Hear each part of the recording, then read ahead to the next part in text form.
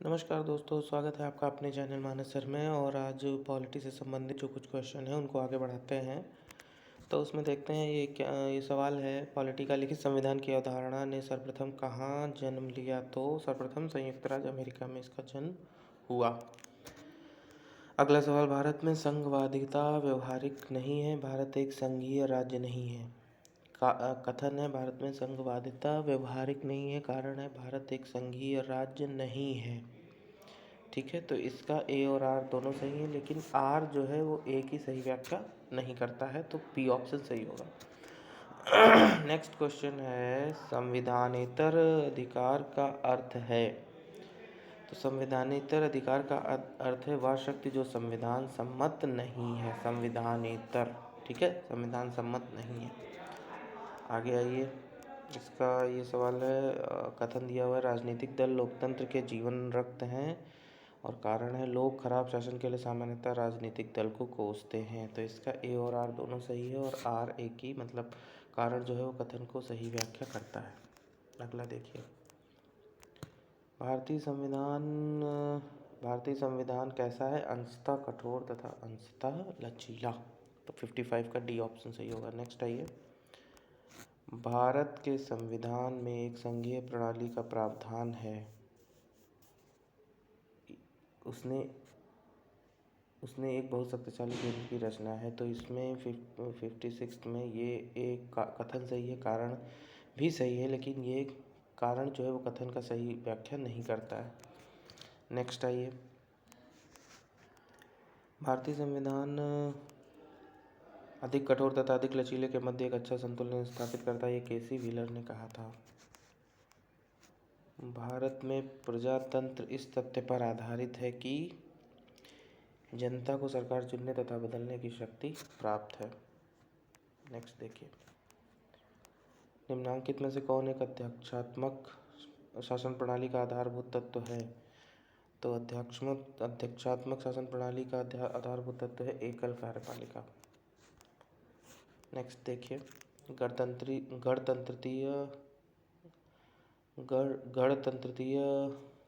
अवधारणा से संबंधित निम्नांकित में से कौन एक नहीं है? ठीक है, गणतंत्रीय अवधारणा से संबंधित निम्नांकित में से कौन एक नहीं है? तो ये सर्वोच्च शक्ति एक राजा के समान एक ही व्यक्ति में निहित हो, ये नहीं है। ये सवाल देखिए, संसदीय शासन प्रणाली सर्वप्रथम किस देश में विकसित हुई? तो संसदीय शासन प्रणाली सर्वप्रथम ब्रिटेन में विकसित हुई।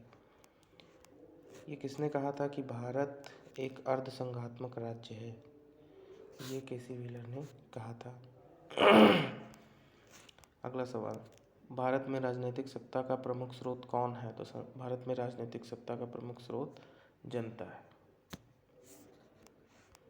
संसदात्मक शासन व्यवस्था में क्या होता है? संसदात्मक शासन व्यवस्था में विधायिका का कार्यपालिका पर नियंत्रण होता है। अगला सवाल, भारत एक लोकतांत्रिक राज्य व्यवस्था है, भारत एक प्रभुसत्ता संपन्न राज्य है, भारत में एक लोकतांत्रिक समाज है, भारत एक कल्याणकारी राज्य है। तो इसके चारों पार्ट सही हैं। अगला सवाल, निम्नलिखित भारतीय राज्यों का उनके निर्माण के अनुसार कालानुक्रम बनाएं तथा अंत में दिए गए कूट का प्रयोग करते हुए सही उत्तर का चयन कीजिए। तो इसमें अगर देखें तो सबसे पहले सिक्किम, फिर अरुणाचल प्रदेश, फिर छत्तीसगढ़, फिर झारखंड। इसका बी ऑप्शन करेक्ट होगा। अगला ये, राज्य पुनर्गठन आयोग ने 1 नवंबर 1956 को कितने राज्य तथा कितने संघ राज्य बनाए? तो 14 राज्य तथा 6 संघ राज्य बनाए गए। भारत में संघ राज्यों का प्रशासन होता है। तो भारत में संघ राज्यों का प्रशासन राष्ट्रपति द्वारा होता है। निम्न राज्यों का सृजन वर्ष 1960 के बाद हुआ, इन्हें उनके गठन के आरोही कालक्रमानुसार व्यवस्थित करिए और अपना उत्तर दिए गए कूट की सहायता से चुनिए। तो इसमें देखो तो सबसे पहले की अगर हम बात करें तो नागालैंड, हरियाणा, मेघालय, सिक्किम, मतलब सी ऑप्शन सही होगा। इसमें देखिए नीचे दिए गए राज्यों को भारत संघ के संपूर्ण राज्य का दर्जा प्राप्त होने का सही कालानुक्रम लिखिए। तो सबसे पहले जिसको राज्य का दर्जा दिया गया पूर्ण राज्य का, वो नागालैंड था। फिर उसके बाद हरियाणा, सिक्किम, अरुणाचल प्रदेश। तो बी ऑप्शन सही होगा। छत्तीसगढ़ राज्य स्वरूप में आया, तो छत्तीसगढ़ राज्य स्वरूप में आया 1 नवंबर 2000 को। संविधान में हमारे राष्ट्र का उल्लेख किस नामों से किया गया है बताइए। तो संविधान में हमारे राष्ट्र का एक उल्लेख भारत एवं तथा इंडिया के नाम से किया गया है। नए राज्य के गठन की शक्ति निहित होती है। तो नए राज्य के गठन से संबंधित सारी शक्तियां संसद में निहित होती हैं। संविधान के प्रथम अनुच्छेद के अनुसार राज्य, जो भारत देश होगा वो राज्यों का यूनियन होगा। यदि भारतीय संघ में एक नए राज्य का सृजन किया जाना है तो संविधान की किस अनुसूची का संशोधन करना आवश्यक होगा। ये बहुत इंपॉर्टेंट सवाल है, प्रथम अनुसूची का। ठीक है, आगे आइए।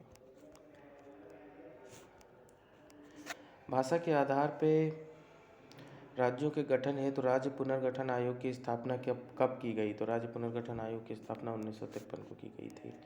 और सबसे पहले भाषा के आधार पर गठित होने वाला राज्य कौन सा है, आंध्र प्रदेश। निम्न कथनों पर विचार कीजिए और दिए गए कूट की सहायता से बताइए कि इनमें से कौन सही है। संविधान में यूनियन ऑफ स्टेट शब्द का प्रयोग हुआ क्योंकि भारतीय राज्यों को अलग होने का अधिकार नहीं है। ठीक है। एसके धर आयोग ने राज्यों के पुनर्गठन हेतु भाषा के आधार की अपेक्षा प्रशासनिक सुविधा को वरीयता दी। पंडित नेहरू, सरदार पटेल और पट्टाभी सीतारामैया की अध्यक्षता में कांग्रेस कमेटी और राज्यों के पुनर्गठन में भाषाई आधार के पक्ष में नहीं थी। तो इसमें कौन सा सही है, ये सभी जो ये तीनों हैं, ये तीनों के तीनों ही सही हैं। अगला देखिए, निम्नलिखित में से कौन सा कथन नए राज्यों के निर्माण के बारे में सही नहीं है। कौन सा कथन सही नहीं है। तो संसद विधि द्वारा एक नए राज्य का निर्माण कर सकती है, ये सही है। इस प्रकार की विधि में संविधान की पहली अनुसूची और चौथी अनुसूची में संशोधन का प्रावधान होगा, ये भी सही है। इस प्रकार की विधि को अनुच्छेद 368 के प्रयोजनों के लिए संविधान का संशोधन समझा जाएगा, ये गलत है। और इसका चौथा, इस प्रयोजन के लिए विधेयक संसद में तब तक पूरा स्थापित नहीं किया जा सकता जब तक उसे उस राज्य के विधानमंडल को निर्दिष्ट न कर दिया गया हो जिसके क्षेत्र और सीमाओं का नाम पर इसका प्रभाव पड़ता है। बिल्कुल सही बात है। तो सी ऑप्शन करेक्ट नहीं है। अगला सवाल, निम्नांकित कौन से कथन सिक्किम के उपमंड में सही है। 1975 में ये भारत का अभिन्न अंग बन गया, बिल्कुल सही बात है। इसे वनस्पति शास्त्रियों का स्वर्ग माना जाता है। एक मिनट, हाँ बिल्कुल सही बात है। और इसे यहाँ के मुख्य निवासी जो हैं उनको लोग लेप्चा कहते हैं। तो ये तीनों ही पार्ट जो है वो सही है। तो 80th का डी ऑप्शन सही होगा। अगला देखिए, भारतीय संघ के अंतर्गत किसी राज्य को मिलाने का अधिकार किसको है। तो भारतीय संघ के अंतर्गत किसी भी राज्य को मिलाने का अधिकार संसद को है। ठीक है, आगे आइए। भारत में पुनर्गठन आयोग की संस्तुति के आधार पर राज्यों का पुनर्गठन किस वर्ष किया गया। तो राज्यों का पुनर्गठन मैंने बताया था कि 1953 में आयोग की स्थापना हुई और 1956 में भाषा के आधार पर सबसे पहले गठित होने वाला राज्य आंध्र प्रदेश था। तो ये हो गया इसका, हाँ 1956 में जो है संतति के आधार तथ्यों पर पुनर्गठन किस वर्ष हुआ। राज्य पुनर्गठन आयोग की संतति के आधार पर राज्यों का पुनर्गठन 1956 में हुआ। आगे बढ़िए, आंध्र प्रदेश एक भाषाई राज्य के रूप में कब गठित किया गया। तो ये 1953 में, 1956 नहीं है इसका, 1953 में इसका सबसे पहले गठन हो गया था। बाद में बाकी राज्यों का गठन भाषा के आधार पर 1956 में किया गया। भाषाई आधार पर भारत में सर्वप्रथम किस राज्य का गठन किया गया। तो ये मैंने बताया, भारत भाषाई आधार पर सबसे पहले गठित होने वाला राज्य आंध्र प्रदेश था। सिक्किम भारत का एक सह राज्य बनाया गया किस संविधान संशोधन द्वारा। तो सिक्किम 35वें संविधान संशोधन के अंतर्गत भारत का एक एसोसिएट स्टेट बना। अगला सवाल देखिए, निम्नलिखित संविधान संशोधनों में से किसके द्वारा सिक्किम को विधिवत भारत संघ में एक पूर्ण राज्य के रूप में सम्मिलित किया गया? ये बहुत इंपॉर्टेंट है, बहुत बार पूछा गया है। तो 36वें संविधान संशोधन के द्वारा। आगे देखिए, लोकसभा में संघीय क्षेत्रों के लिए कितनी सीटें आरक्षित की गई हैं? ठीक है, तो ये है 20 सीटें। अगला देखिए, निम्नलिखित कथनों पर विचार कीजिए। नागालैंड, असोम, मणिपुर, आंध्र प्रदेश, सिक्किम, अरुणाचल प्रदेश, मिजोरम तथा गोवा की प्रादेशिक मांगों को देखते हुए भारत के संविधान के अनुच्छेद 371 से लेकर 371 आई अंतर्विष्ट किए गए। भारत तथा संयुक्त राज्य अमेरिका के संविधान में 2 राजतंत्र, संघ और राज्य हैं, किंतु नागरिकता इकहरी है। कोई व्यक्ति जो देशीकरण द्वारा भारत का नागरिक है, कभी भी अपनी नागरिकता से वंचित किया जा सकता है। इसमें कौन सा कथन सही है, ये पूछा गया है। तो इसमें कौन सा कथन सही है? इसमें केवल एक कथन सही है, बाकी गलत है। ठीक है, आगे आइए। किस देश में दोहरी नागरिकता का सिद्धांत स्वीकार किया गया है? तो दोहरी नागरिकता का सिद्धांत संयुक्त राज्य अमेरिका में स्वीकार किया गया है। अब देखिए, भारतीय नागरिकता नहीं प्राप्त की जा सकती, जन्म द्वारा प्राप्त की जा सकती है, देशीकरण द्वारा प्राप्त की जा सकती है। किसी भूभाग पर सम्मिलन किया जाता है तो वहाँ के लोग भी भारत के नागरिक ही माने जाते हैं। भारतीय बैंक में धन जमा करके नागरिकता नहीं प्राप्त की जा सकती। ठीक है, आगे आइए।